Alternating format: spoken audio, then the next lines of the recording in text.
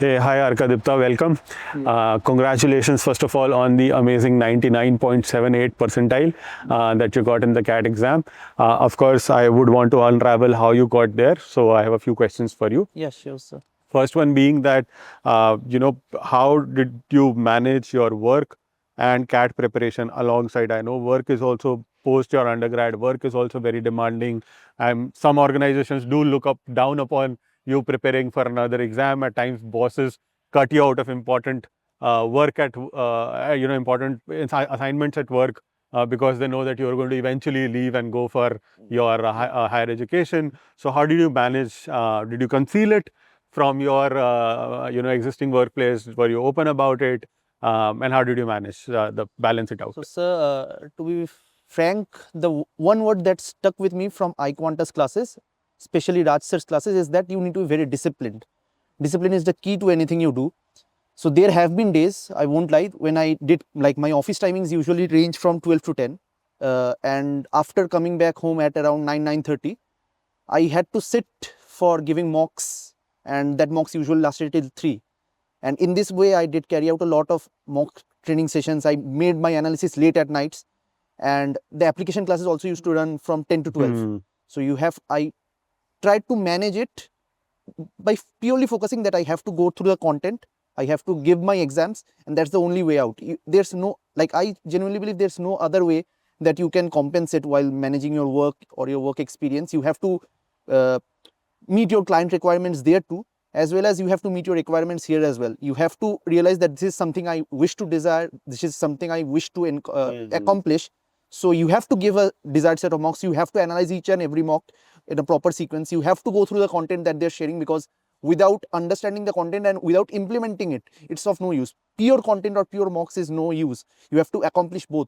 So I believe that following a strict discipline, curtailing down on the other side appointments that you may have or you may come across while you are in a work office experience, like occasional parties or occasional meeting up with friends, which friends require.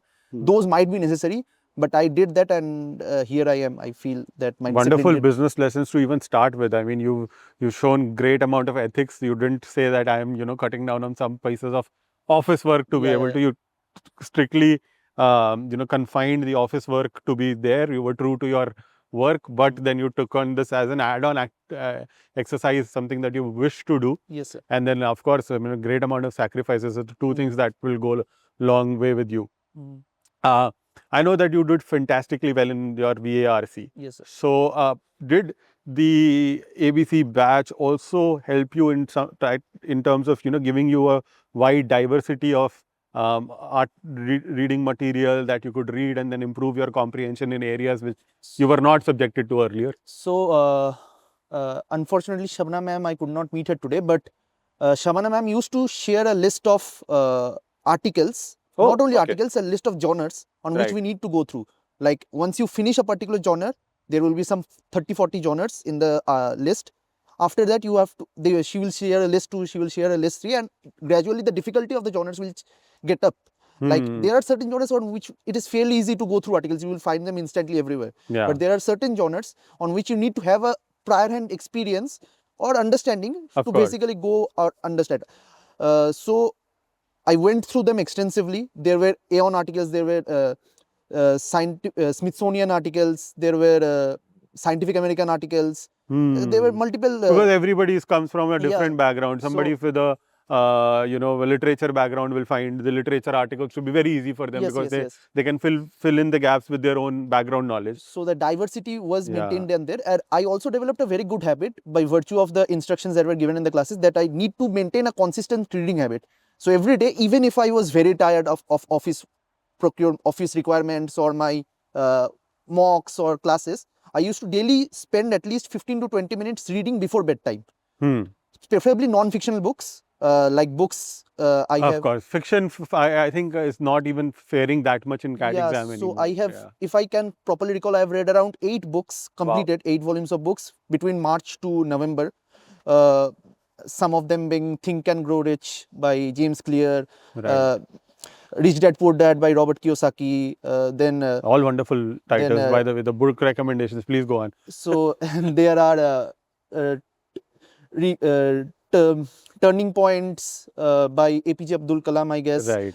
And there are Think and Grow Rich by Napoleon Hill. These are Right. some of my books that I extensively whenever I got an opportunity, I tried to actively pursue books of this genre, which gives me an understanding of how to work. These are not only just books, these help inculcate a discipline in me as well, Of course, yeah, because all they teach wonderful you titles. a lot Yes. of things. So yeah, that reading habit helped me overcome my fear. And prior, not I should say a lot prior, but around 1 month ahead of the actual exam, I could see the progress in my VRC scores.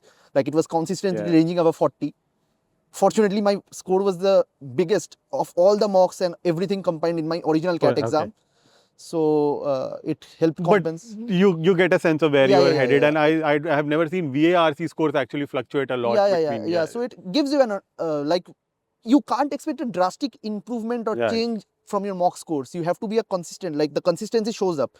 I also want to mention one thing. I maintained a chart sheet in which I Okay. noted down all my mocks, Right. and I noted down my scores and my percentiles that I am getting Right. out of all of mocks.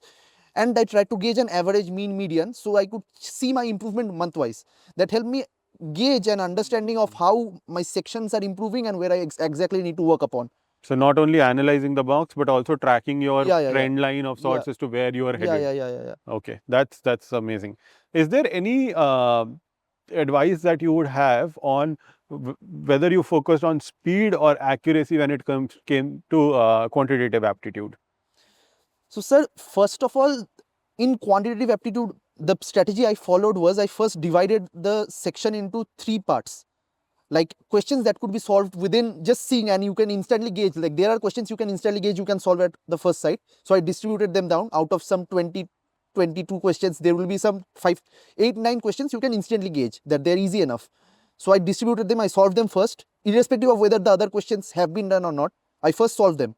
And once those 8, 9 questions have been solved, I get a confidence from within, and the speed then automatically increases. Once you have a confidence within yourself that you have solved the desired number of questions, you are going to clear the sectionals, you are going to clear a certain score, you gain the confidence enough, and then automatically the other questions which seemed initially difficult or required a little bit of thinking become easier. That worked for me somehow. So you switch tracks while you are giving the Yeah. examination from speed to accuracy. Wow, that's a great way to go about it. It was a pleasure talking to you, Arkadipta. This is really helpful. I think for the future aspirants, they will benefit a lot from all the advice that you've shared with us today. Have a fantastic journey ahead. Thank you so Thank you, much. sir.